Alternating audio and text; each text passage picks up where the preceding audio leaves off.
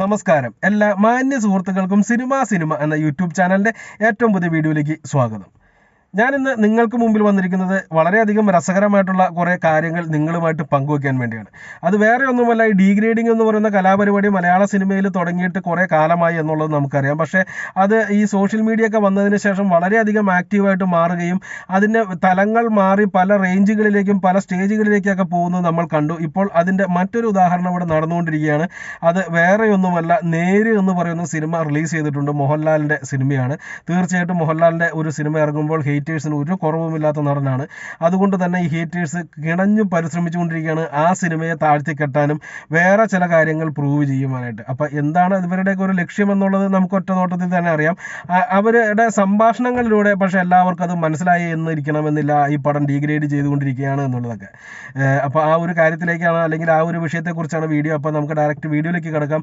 അതിനു മുമ്പ് ചെറിയൊരു റിക്വസ്റ്റ്, നിങ്ങൾ ആദ്യമായിട്ടാണ് ഈ ചാനൽ കാണുന്നത്, അതല്ല ഇനിയും നിങ്ങൾ ഈ ചാനൽ സബ്സ്ക്രൈബ് ചെയ്യാത്ത വ്യക്തിയാണ് എന്നുണ്ടെങ്കിൽ ദയവ് ചെയ്ത് ഈ ചാനൽ ഒന്ന് സബ്സ്ക്രൈബ് ചെയ്യണമെന്ന് ഞാൻ നിങ്ങളോട് വിനീതമായി അഭ്യർത്ഥിക്കുന്നു.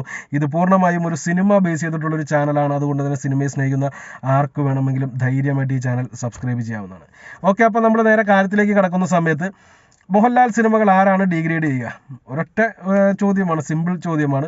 രണ്ട് രീതിയിലുള്ള കമൻറ്റുകൾ നിങ്ങൾക്ക് കാണാൻ സാധിക്കും. ഒന്ന്, മമ്മൂട്ടി ആരാധകരാണ് ഡീഗ്രേഡ് ചെയ്യുക എന്നുള്ളൊരു കമൻറ്റ് കാണാൻ സാധിക്കും.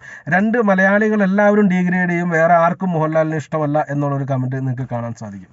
ഈ രണ്ട് കമൻറ്റുകളാണ് ഈ ഒരു ചോദ്യത്തിന് ഉത്തരമായിട്ട് സാധാരണ നമ്മൾ കാണാറ്. അപ്പോൾ മമ്മൂട്ടി ഫാൻസ് എന്നുള്ളൊരു സംഭവത്തിൽ തന്നെ വരുമ്പം അവിടെ ഒരു വലിയൊരു ചോദ്യം വരുന്നുണ്ട്, എല്ലാ മമ്മൂട്ടി ഫാൻസും ഡീഗ്രേഡ് ചെയ്യുന്നവരാണോ എന്ന്. ഒരിക്കലുമല്ല. വളരെ ചുരുക്കം, ഒരു 1%, 2% ആളുകൾ മാത്രമാണ് മമ്മൂട്ടി ഫാൻസിൽ മോഹൻലാൽ സിനിമകൾ ഡീഗ്രേഡ് ചെയ്യുക എന്നുള്ള ലക്ഷ്യത്തിലൂടെ വരുന്നത്. അതിൽ 95% ആളുകളുടെയും ലക്ഷ്യം രാഷ്ട്രീയപരമായിട്ടുള്ള ലക്ഷ്യങ്ങളാണ്, അല്ലെങ്കിൽ മതപരമായിട്ടുള്ള ലക്ഷ്യങ്ങളാണ്. അവർ വർഗീയത മാത്രമാണ് സ്ഥിരവും ഈ ഡീഗ്രേഡിങ്ങിന് വേണ്ടി ഉപയോഗിച്ച് കാണാറ്. അപ്പോൾ വർഗീയതയുടെ പേരിലുള്ള ഡീഗ്രേഡിംഗ് ആണ് സാധാരണ നടക്കാറ്. ഇവിടെ രസകരമായിട്ടുള്ള സംഭവം എന്താണെന്ന് വെച്ചാൽ, ഒരു പടം ഒരു ആവറേജ് ആണ് എന്നുണ്ടെങ്കിൽ ഡീഗ്രേഡ് ചെയ്യുന്നവരെ നമുക്ക് തിരിച്ചറിയാൻ ഭയങ്കര ബുദ്ധിമുട്ടാണ്. കാരണം എന്താണെന്ന് വെച്ച് കഴിഞ്ഞിട്ടുണ്ടെങ്കിൽ ഒരു ആവറേജ് പടമായതുകൊണ്ട്, ഇപ്പോൾ ഞാൻ ഒരു ആരാധകനല്ല, അല്ലെങ്കിൽ ഞാനൊരു യൂട്യൂബർ അല്ല, ഞാനൊരു സാധാരണ സിനിമാ പ്രേമി, വല്ലപ്പോഴും സിനിമ കാണുന്ന ഒരു വ്യക്തിയാണ് എന്നുണ്ടെങ്കിൽ ഒരു ശരാശരി പടം പോയി കണ്ടു തിരിച്ചിറങ്ങി വരുന്ന സമയത്ത് സോഷ്യൽ മീഡിയയിലൂടെയൊക്കെ വളരെയധികം ഇത് നടക്കുന്നു, ആ പടം മോശമാണ് എന്ന് തോന്നുന്നു. എനിക്കും വലിയ തെറ്റില്ല എന്ന് തോന്നിയ പടവും ഞാൻ തെറ്റില്ല എന്ന് പറഞ്ഞാൽ ഇവരുടെ ഇടയിൽ ഒറ്റപ്പെട്ടു പോകുമോ എന്ന് കരുതിയിട്ട് ഞാനും സമ്മതിക്കും, പടം മോശമാട്ടോ എന്ന് മനസ്സോടെ പറയുന്നൊരു അവസ്ഥയുണ്ട്. ഈ ഒരു സംഭവം വരുന്നത് ഡീഗ്രേഡിങ്ങിൻ്റെ ഒരു തലമാണ്. ആ ഒരു സംഭവത്തിനകത്ത് ഒരു ആവറേജ് പടമാണെന്നുണ്ടെങ്കിൽ ഈ ഒരു തരം ഡീഗ്രേഡിങ് വളരെയധികം എഫക്റ്റീവായിട്ട് വരും. തിയേറ്ററിൽ ആ പടം വീഴാൻ ഏറ്റവും വലിയ കാര്യമായിട്ട് വരും. എന്നാൽ ഈ ഡീഗ്രേഡേഴ്സ് വീഴുന്ന ഒരു സമയമുണ്ട്. ഇവിടെ ഡീഗ്രേഡേഴ്സാണ് ഞാനിപ്പോൾ പറഞ്ഞ സംഭവത്തിൽ വിജയിക്കുക. ഡീഗ്രേഡ് ചെയ്യുന്നവന്മാർ വീഴുന്ന ഒരു അവസ്ഥയുണ്ട്. അത് പടം ഭയങ്കര ഗംഭീരമായിട്ട് കത്തി കയറുകയും കണ്ടവരെല്ലാവരും ഒരേ സ്വരത്തിൽ വളരെയധികം പോസിറ്റീവ് വരികയൊക്കെ ചെയ്യുന്ന സമയത്ത് ഈ ഡീഗ്രേഡ് ചെയ്യുമ്പോൾ, ഇതേപോലെയുള്ള ഡീഗ്രേഡ് ചെയ്യുമ്പോൾ അത് 1% പോലും മേക്കില്ല. എല്ലാവരും ഇവരെ വളഞ്ഞിട്ട് ആക്രമിക്കും.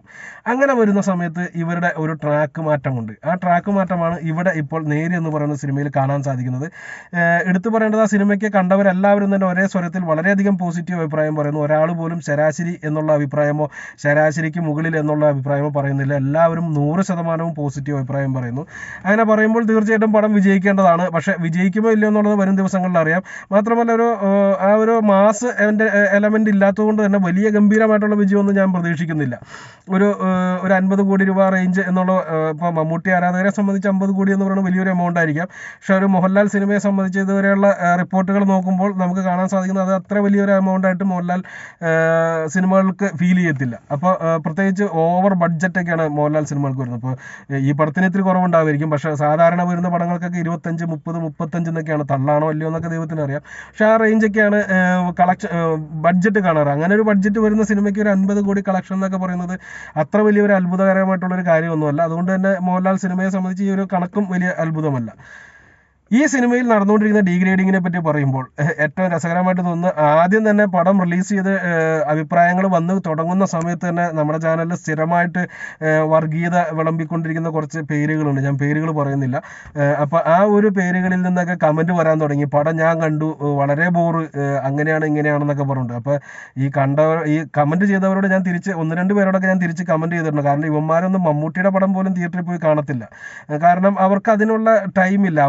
അവർക്ക് കിട്ടിയിരിക്കുന്ന ജോലി എന്ന് പറയുന്നത് ഡീഗ്രേഡ് ചെയ്യുക എന്നുള്ളതാണ്. അപ്പോൾ ആ ഒരു ജോലി അവർ വളരെയധികം ഗംഭീരമായിട്ട് ചെയ്തുകൊണ്ടിരിക്കുമ്പോൾ മമ്മൂട്ടി പടം വരുമ്പോൾ ബാക്കിയുള്ള സിനിമകളെയാണ് ഡീഗ്രേഡ് ചെയ്യുക. അപ്പോൾ ഉദാഹരണം പറയുകയാണെന്നുണ്ടെങ്കിൽ മറ്റേ തൊട്ടാണ് കണ്ണൂർ സ്ക്വാഡ് ഇറങ്ങിയ സമയത്ത് നല്ല ഉഗ്രം ഗംഭീര പടം, വളരെയധികം കളക്ഷൻ കിട്ടി നല്ല രീതിയിൽ മുന്നോട്ട് പോയിക്കൊണ്ടിരിക്കുന്ന സിനിമ. പക്ഷേ അവർക്ക് പേടിയാണ് വേറൊരു പടം എതിരെ വന്നു കഴിയുമ്പോൾ ഈ പടം വീഴുമോ എന്നുള്ളതൊക്കെ. അപ്പോൾ അടുത്തതായിട്ട് നല്ലൊരു അഭിപ്രായം കിട്ടിയ പടമാണ് ഗരുഡൻ വന്നതോടുകൂടി തന്നെ ഗരുഡന്മാർ എത്ര പേരാ വളഞ്ഞതെന്നുള്ളത് നിങ്ങൾക്ക് അറിയാം.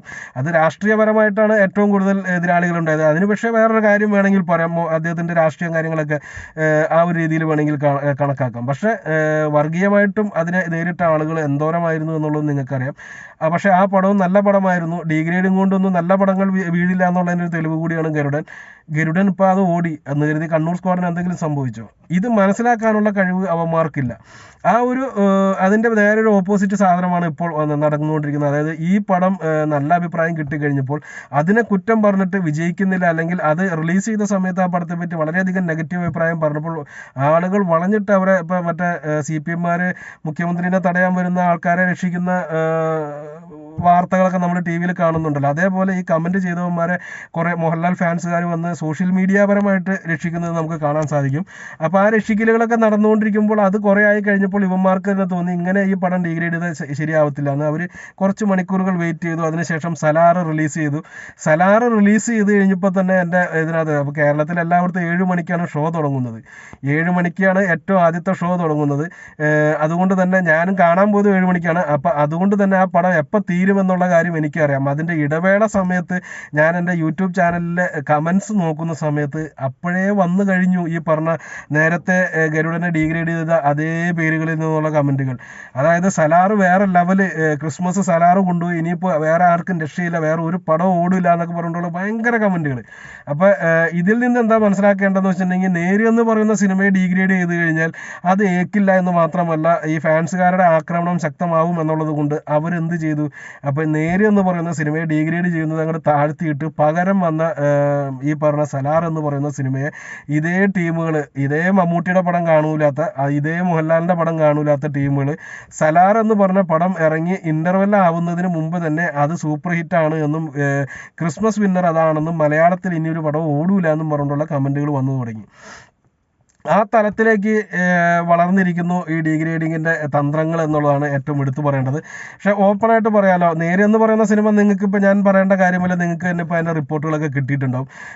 ഓപ്പണായിട്ട് പറയുകയാണ് എന്നുണ്ടെങ്കിൽ ഇവിടെ നോക്കേണ്ടത് മോഹൻലാലിനെ സംബന്ധിച്ച് ഡങ്കി എന്ന് പറയുന്ന സിനിമ വളരെയധികം പോസിറ്റീവ് റെസ്പോൺസ് കിട്ടി, വളരെയധികം നല്ല ഒരു സിനിമയാണ്. ഞാൻ അതിൻ്റെ റിവ്യൂ ചെയ്തില്ല എന്ന് മാത്രമേ ഉള്ളൂ, ഞാൻ പടം കണ്ടതാണ്. രാജ്കുമാർ ഹിരാനി, ഞാൻ അതിൻ്റെ നേരത്തെ തന്നെ റിലീസിങ്ങിന് മുമ്പേ തന്നെ ഞാനൊരു വീഡിയോ ഇട്ടിരുന്നു. രാജ്കുമാർ ഹിരാനി എന്ന് പറയുന്ന ഡയറക്ടറെ എനിക്ക് പൂർണ്ണമായിട്ടും വിശ്വാസം ഉണ്ടായിരുന്നു. ആ വിശ്വാസം ആ സിനിമ കണ്ടപ്പോൾ എനിക്ക് കൂടുകയാണ് ഉണ്ടായത്. അദ്ദേഹം തൻ്റെ ആരാധകരോടുള്ള വിശ്വാസം അദ്ദേഹം കാത്തു സൂക്ഷിച്ചു എന്നുള്ളത് എടുത്തു പറയേണ്ടതാണ്. അതുപോലെ തന്നെ സലാർ എന്ന് പറയുന്ന സിനിമയും വളരെയധികം പോസിറ്റീവ് റെസ്പോൺസ് കിട്ടിയതാണ്. നല്ല ഒരു സിനിമ, നല്ലൊരു ആക്ഷൻ സിനിമ ആഗ്രഹിക്കുന്നവർക്ക് ആർക്കും കാണാവുന്ന ഒരു സിനിമയാണ്. ഈ രണ്ട് സിനിമകളും അവരവരുടേതായിട്ടുള്ള ഓഡിയൻസിനെ സ്വീകരിക്കുമെന്നുള്ളത് സത്യമാണ്. അത് ഇപ്പം ഈ പറഞ്ഞ ഡീഗ്രേഡേഴ്സ് എത്രത്തോളം പൊക്കിക്കൊണ്ടുവന്നാലും എത്രത്തോളം ഡീഗ്രേഡ് ചെയ്യാൻ സാധിച്ചാലും ഈ രണ്ട് സിനിമകൾക്കും കിട്ടാനുള്ള കളക്ഷൻ കിട്ടുമെന്നുള്ള കാര്യം ഉറപ്പാണ്.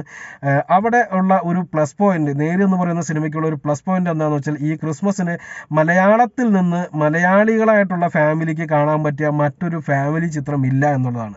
സലാറൊന്നും എനിക്ക് തോന്നുന്നില്ല ഈ ഫാമിലിയൊക്കെ ആയിട്ട് പോയി കാണാൻ പറ്റുന്ന ഒരു സിനിമയല്ല. കാരണം കയ്യും കാലും തലയൊക്കെ വെട്ടിക്കളയുന്ന രംഗങ്ങളൊക്കെ വളരെ പച്ചയ്ക്ക് കാണിച്ചിരിക്കുകയാണ്. അതുകൊണ്ടാണ് UA സർട്ടിഫിക്കറ്റ് കൊടുക്കാതെ A സർട്ടിഫിക്കറ്റ് ആ സിനിമയ്ക്ക് കിട്ടിയത്. A സർട്ടിഫിക്കറ്റ് ഏറ്റവും അനുയോജ്യമായിട്ടുള്ള ഒരു സിനിമ തന്നെയാണ്. അതല്ലാതെ വേറെ ഒന്നും തന്നെ ആ സിനിമയിൽ ചെയ്യാനും പറ്റത്തില്ല. അപ്പോൾ അത്രയും ക്രൈം കാണിക്കുന്ന ഒരു സിനിമ എനിക്ക് തോന്നുന്നില്ല. ഞാൻ എൻ്റെ ഭാര്യേനെയും പിള്ളേരെയൊക്കെ വിളിച്ചുകൊണ്ട്, പിള്ളേരൊന്നുമില്ല പക്ഷേ ഉണ്ടെങ്കിൽ തന്നെ ഞാൻ അവരൊന്നും വിളിച്ചുകൊണ്ട് ഈ പടം കാണിക്കത്തില്ല. ആ ഒരു കാഴ്ചപ്പാടായിരിക്കും ബാക്കിയുള്ള ആളുകൾക്ക് എല്ലാവർക്കും തന്നെ. ഭാര്യ ഇപ്പോൾ ഈ പടം കാണാൻ താല്പര്യം ഉണ്ടാകും, കാരണം ആക്ഷൻ സിനിമകൾ ഇഷ്ടപ്പെടുന്ന ഭാര്യ ആയതുകൊണ്ട്. പക്ഷെ മക്കളെ ഇത്രയും വലിയ ക്രൈം കാണിക്കണമെന്ന് ഞാൻ ഒരിക്കലും ആഗ്രഹിക്കത്തില്ല. അത് തന്നെയായിരിക്കും മലയാളത്തിലെ മറ്റുള്ള എല്ലാ സിനിമ ആരാധകരായിട്ടുള്ള ഫാമിലീസും ചിന്തിക്കുക. അതുകൊണ്ടൊക്കെ തന്നെ ഈ പടങ്ങളൊക്കെ എത്രത്തോളം ഹിറ്റായി മാറി എന്ന് പറഞ്ഞാലും അതൊന്നും ഒരിക്കലും നേര് എന്ന് പറയുന്ന സിനിമയുടെ ഓട്ടത്തെ ബാധിക്കുന്നില്ല. നേരിൻ്റെ ഒരു പോക്ക് കണ്ടിട്ട് മാക്സിമം ഒരു 50 കോടി റേഞ്ചിൽ വന്ന് നിൽക്കാനാണ് സാധ്യത. അത് ആ സിനിമയെ സംബന്ധിച്ചൊരു വലിയ ഹിറ്റായിട്ട് മാറ്റിയെടുക്കാനും കാരണമാകും. സിനിമയുടെ ബഡ്ജറ്റിനെ കുറിച്ചൊന്നും പുറത്തു വന്നിട്ടില്ല, പക്ഷേ അത്യാവശ്യം ബഡ്ജറ്റ് വന്ന ഒരു പടമാണെന്നുള്ള കാര്യത്തിൽ സംശയമില്ല. ആ ഒരു പ്ലെയിനും റോൾസ് റോയ്സ് ഒക്കെ കാണിക്കുമ്പോൾ അതിൻ്റെയൊക്കെ റെൻറ്റ് എന്ന് പറയുന്നത്, റോൾസ് റോയ്സ് പിന്നെ മറ്റേ ചങ്ങാതിരി ആയിരിക്കും, അതുകൊണ്ട് അത് ഫ്രീ ആയിരിക്കും. പക്ഷേ പ്ലെയിൻ്റെ കാര്യങ്ങളുടെയൊക്കെ റെൻറ്റ് തന്നെ നല്ലൊരു എമൗണ്ട് വരും. മാത്രവുമല്ല കാണിച്ചിരിക്കുന്നതെല്ലാം പോഷായിട്ടുള്ള രംഗങ്ങളാണ്, വന്നിരിക്കുന്ന താരങ്ങളെല്ലാം നല്ല കാശ് മേടിക്കുന്ന താരങ്ങളാണ്. എല്ലാം കൊണ്ടും സിനിമയ്ക്ക് അത്യാവശ്യം ബഡ്ജറ്റ് വന്നിട്ടുണ്ടാവും. പടം ഹിറ്റായി കാണുമ്പോൾ മോഹൻലാൽ ഫാൻസുകാർ കാണിക്കുന്ന ഒരു പരിപാടിയുണ്ട്. ഇപ്പോൾ മമ്മൂട്ടി ഫാൻസുകാർ ഇപ്പോൾ അത് ഏറ്റവും കൊണ്ട് നടക്കുന്നുണ്ട്. പടം ഹിറ്റായി കഴിഞ്ഞാൽ പടത്തിൻ്റെ ബഡ്ജറ്റ് അങ്ങോട്ട് മാക്സിമം കുറച്ച് കളയും. പടം പരാജയപ്പെട്ട് കഴിഞ്ഞാൽ ആ വഴിക്ക് ചിന്തിക്കത്തില്ല. ഇതെന്തിനാണ് ഈ കുറയ്ക്കണതെന്ന് വെച്ച് കഴിഞ്ഞാൽ ഇത്രയും കൂടുതൽ കാശ് ലാഭം കിട്ടിയെന്നൊക്കെ കാണിക്കാൻ വേണ്ടിയാണ്. എന്ത് തന്നെയാലും ആ ഒരു ലാഭത്തെക്കാളൊക്കെ അപ്പുറമായിട്ട് ജനങ്ങളുടെ മനസ്സിൽ പടം കയറി, പടം കൊളുത്തി. ഓക്കെ, അപ്പോൾ ഡിഗ്രേഡ് ചെയ്യുന്നവർ ചെയ്തുകൊണ്ടിരിക്കുക. തീർച്ചയായിട്ടും നല്ല രീതിയിലുള്ള തെറിവിളികൾ ഇതിനകത്ത് വരുമെന്നുള്ള കാര്യം ഉറപ്പാണ്. അപ്പോൾ ആ തെറിവിളികൾ കേട്ട് നമുക്ക് അടുത്ത വീഡിയോയ്ക്കുള്ള ഒരു സ്കോപ്പ് അതിൽ നിന്ന് കിട്ടുകയാണെങ്കിൽ അത്രയും നല്ലത് എന്ന് കരുതിയിട്ട് ഞാൻ നിർത്തുന്നു. അതുകൊണ്ട് തന്നെ ഓരോ കമൻറ്റുകളും ഓരോ തെറികളും വായിച്ച് തന്നെ ആസ്വദിക്കും. നന്ദി, നമസ്കാരം.